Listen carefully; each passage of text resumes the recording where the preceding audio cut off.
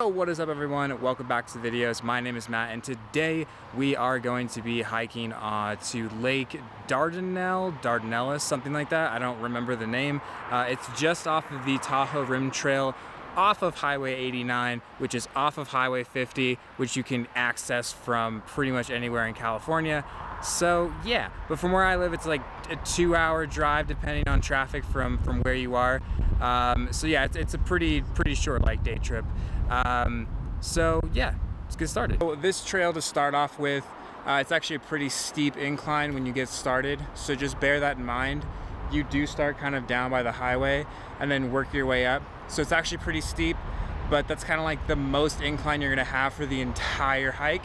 After that, it's like a nice like smooth like meadow walk. It's actually pretty level, and then you kind of do get a little bit more incline as you do get towards, I don't know, like closer to the lake. There's a big downhill and then it splits. I'll be showing you all that, but just want to get the heads up, like the beginning of this trail is pretty steep, so just kind of keep that in mind. There's definitely like big rocks and stuff to sit on, so you can kind of take breaks and things as you need to, but for the most part it's pretty steep, but the hike's pretty easy itself. You do access it. You can access this portion of the Tahoe Rim Trail that will take you to the lake from Big Meadows Trailhead, and that's actually right off of 89. The parking lot's on the other side, so you do kind of have to cross the street, or you can kind of park in any of the areas that are designated on the highway that just don't say no parking. So yeah.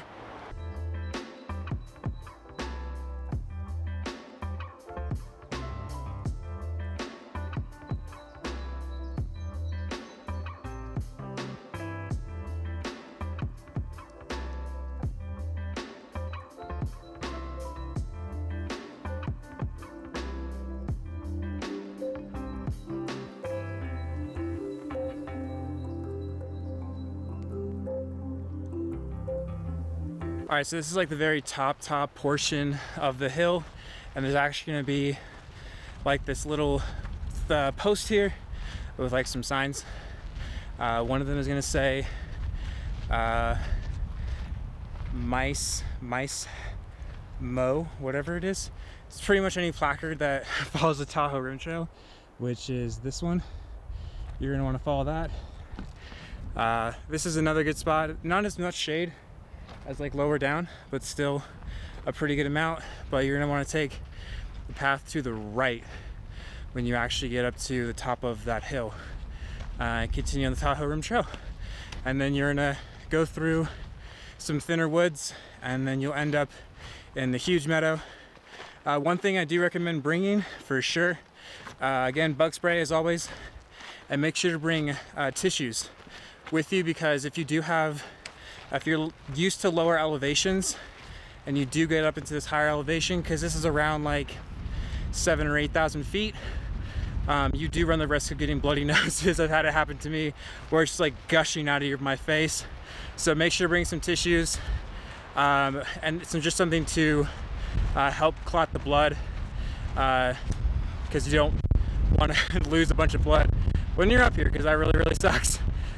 Luckily, sorry for the wind, by the way, but luckily today there are a good amount of people, and because this is a pretty frequently hiked trail, there usually are a good amount of people here, and they're all pretty nice for the most part, because they're all just backpackers just doing their thing. So they'll typically have some like leftover like toilet paper, or maybe even some tissues for you. So if you forget, don't freak out. There is a chance that someone will have it to help you. So yeah.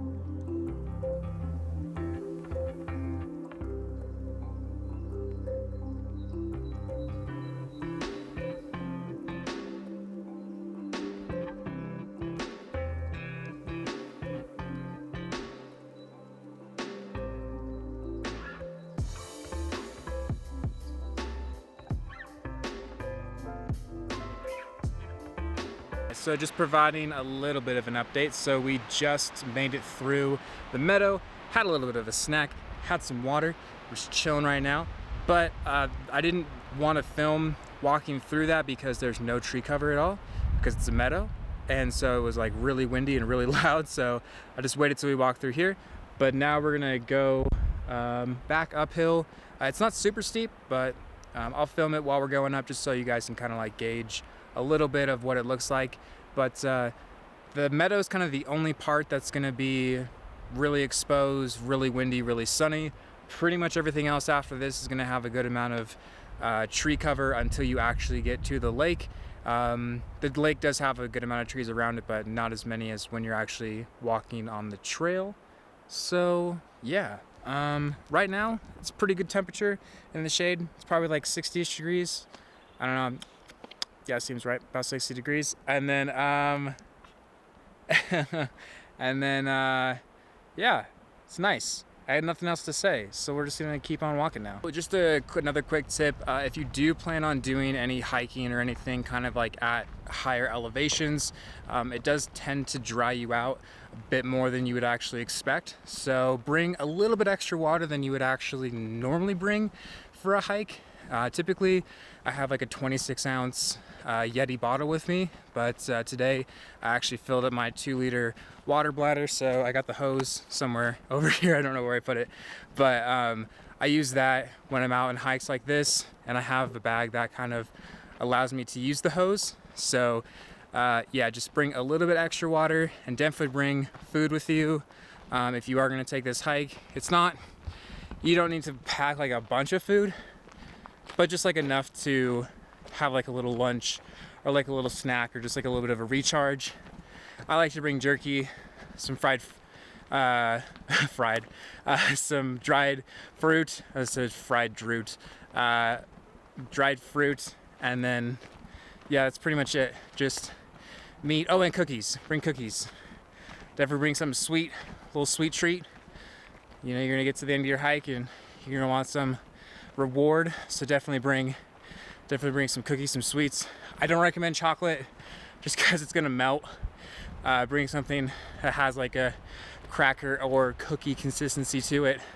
It's probably gonna be your best bet. So yeah, water, food, you know, when you're hiking. Like always, in this one, just bring a little extra water just because a little bit higher up in those elevations. So yeah. So pardon my out of breathness, but we are now kind of on that second portion of the incline. But as you can see, like there's a pretty good amount of shade like going through here. So even if it is a warmer day, like you're not in direct sunlight while walking uphill, which is always nice. Pretty good amount of tree cover. That loud noise is the wind going through the top of the trees. You can actually see the dust cloud up ahead. But yeah, that's kind of the incline that you're working with. I'm not sure of like the exact degrees on it, but it's not too bad. It's not too bad. We're just taking a quick break, kind of at the middle part of this annoying ass hill. So I thought this would be a good time to kind of address the question of like, is this a good hike to like bring kids on or like bring pets on? And yes-ish, pets definitely, like, they're gonna be fine. We saw like from like little tiny dogs to like big dogs, and they didn't really care. They were doing fine. As far as like kids go, I think the only thing that would like kill them is the inclines, but other than that, everything's pretty, the trail's really well groomed. Like it's not, you don't have to climb over anything, and it's pretty simple, pretty straightforward hiking. It's just a bit intense if you have kids who really haven't gone hiking before or who really aren't used to doing a lot of physical activity. It might take a little bit more out of them. You might need to take a bit more of a break more often, but for the most part, kids and pets should be good on this hike for sure. So just want to let you all know that. So if you are someone who likes to get some nature pics, get some of those flower shots and things, a good time to come out here is like June and August, just because of how late the snow actually melts. So the flowers actually start blooming a little bit later than you'll see in the lower regions of the state. And up here, there's like they're not near me now, but oh, there's some up here.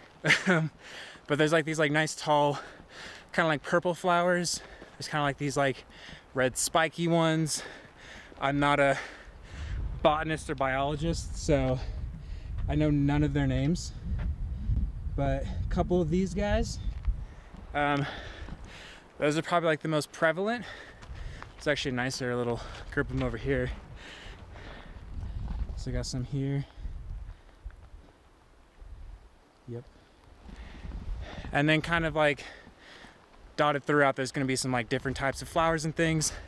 When you're actually walking through the meadow, it's actually a good collection of like purple ones, yellow ones, all different types of stuff. So good place for some wildflower photography as well. So we just got to the top of the hill. We're now about to go down. This is like the kind of like pleasure cruise, like relaxing portion of the hike. Pretty much from once you start at the freeway up to this point, it's like a lot of uphill. I thought there was a bit more flat ground, but I just didn't realize that I was wrong. So yeah, there's a lot of uphill in this hike. So just keep that in mind. If you are planning on going, a lot of uphill. So now we're gonna head down, and then I will show y'all where the split is that you need to pay attention to not miss the lake.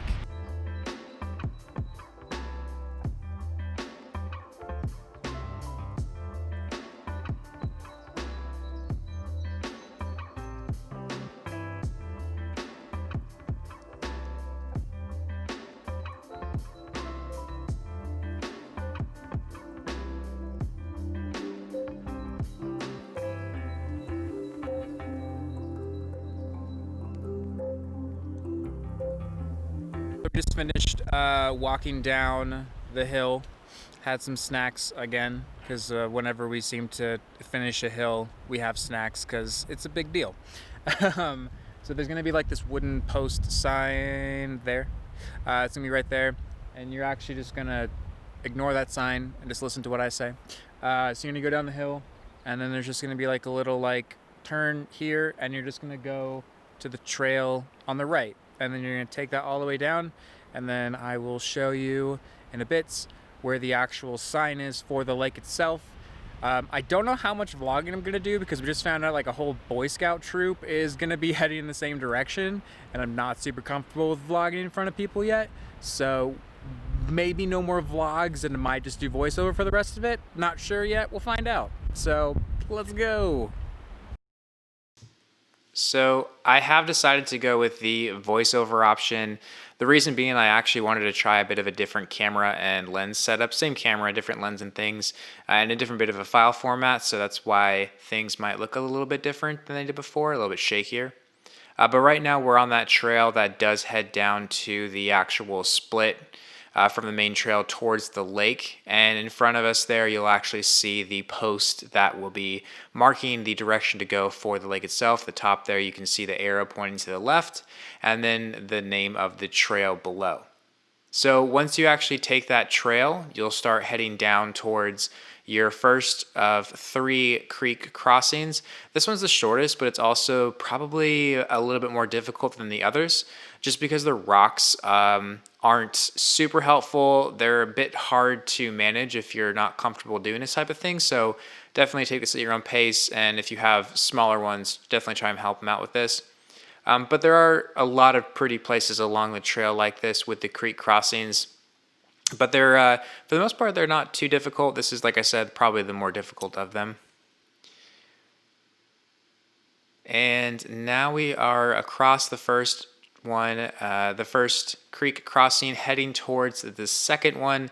And the cool thing about this part of the trail is that you actually get away from a lot of the evergreen trees, and you actually get like a lot of nice birch trees and things, which I think have really pretty leaves. And especially when it's a nice windy day like it was that day, they look very nice, kind of dancing in the breeze. So here we are at the second creek crossing, and I'm just gonna step along right quickly. And we're gonna see how Sammy's doing. She's doing good there. She's going to make it across. She did make it across. She was totally fine. Everyone was fine. Like I said, this one is a lot easier. So yeah. And like I said, this is a really pretty part of the trail. A lot of really nice flowers and things along this part of the trail. And it's much easier to actually walk this trail compared to the rest of it. Your earlier experience of all the uphills and stuff. This is a fairly flat, somewhat downhill. Only the end portion when you're actually approaching the lake itself has a steep incline, and I didn't get any footage of that. I was just so tired and like burned out. At that point, I'd just forgotten. So we're actually at the lake now, and I'm just going to let the music play. Thank you for listening to this voiceover, and I hope you enjoy the rest of the video.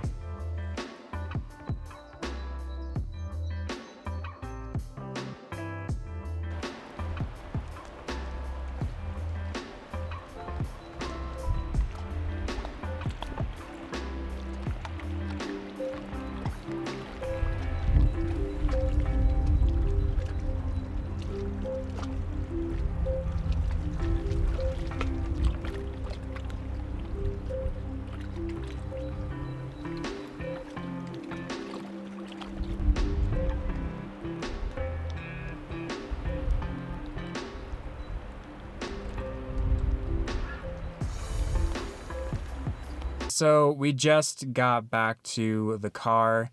A little bit of a quicker walk back. Definitely on this hike, the way up takes way longer than it does to get back, because like 70% of this hike on the first half is just like straight uphill.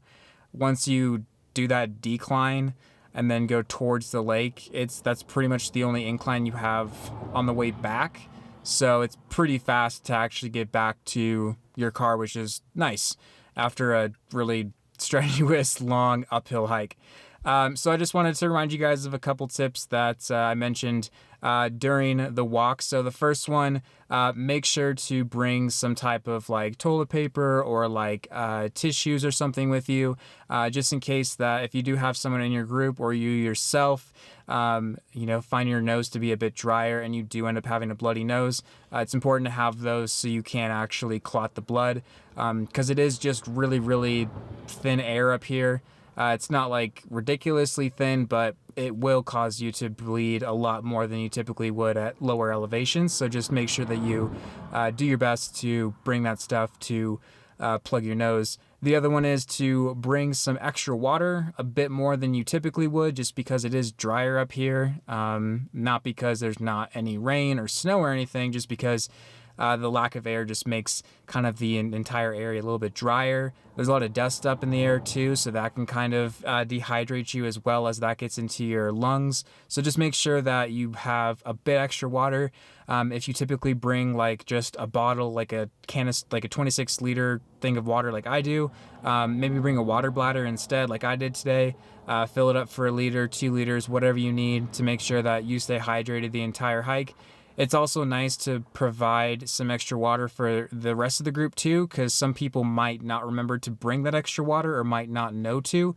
So to be able to help them out and provide them with some water is really good, because when you are out in this setting, even though you're on a trail and your car's on a highway, you still are in the woods and things can go wrong. So just, be mindful for everyone and yourself. Also bring some snacks with you.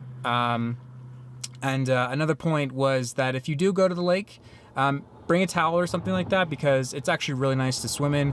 It's all glacial runoff and no boats or anything are allowed in the lake. So it's very clean, very clear, very cold water, but still very nice. So definitely make sure to bring a towel, maybe change your clothes as well, just so you can actually enjoy the waters of the lake. So yeah, that's pretty much it for today. I hope you all enjoyed this video. Please make sure to like it, subscribe, leave comments down below. Like I said, this is kind of like a new format for me, something that I'm trying that's a little bit new, a little bit different. So please leave any suggestions of things that you'd like me to try or things that you don't want me to continue doing. I am getting a little bit more comfortable of vlogging out in public and actually doing this in front of people, so that is a good thing. About to run out of space on my card, so I'm going to wrap this up right now. Again, like, subscribe, And make sure to hit the notification bell so y'all know when I put out new videos. And I will see you all in the next one. Bye.